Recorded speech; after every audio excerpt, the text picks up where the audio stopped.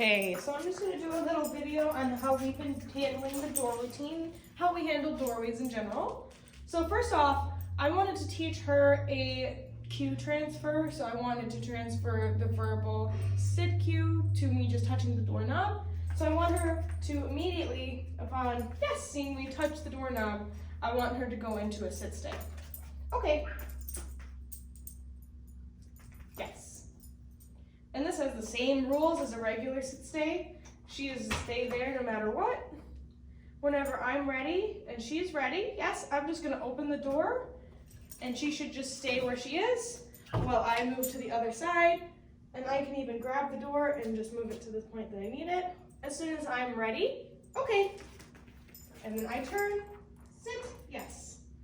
And I want her immediately reorienting to me, sit, on the other side of the door. So I want to be able to have her sit stay right there also, so that I can turn around and close the door while she's still right there and not trying to yank me in the other direction, yes. So again, from the other side, okay. Yes, it looks like that. So she's going to turn around and sit on this side so that I can turn around and shut the door.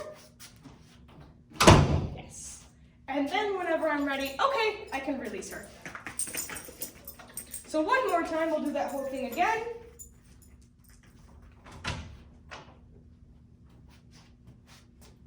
Okay.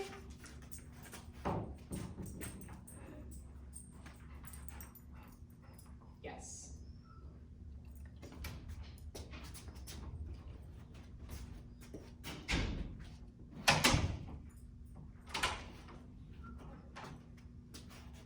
Okay. Yes.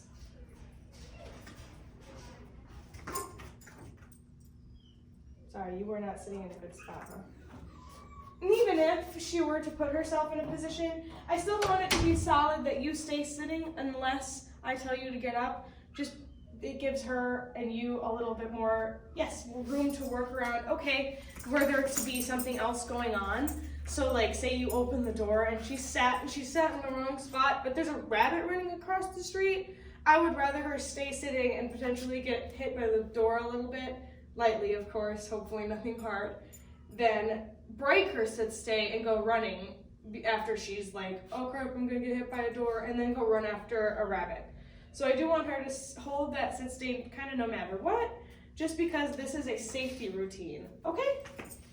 So that's how I handle doorways. That's something that I would like to see practiced as often as possible. And that whole routine realistically and ideally could happen at every single doorway. It just makes your life so much easier in the long run to not have her yanking you through doors.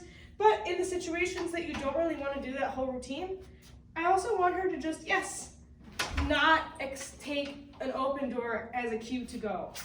Oh, sorry. So even if she's doing whatever she is doing, I want to be able to practice opening a safe door and having her just stay on your side of it, no matter what.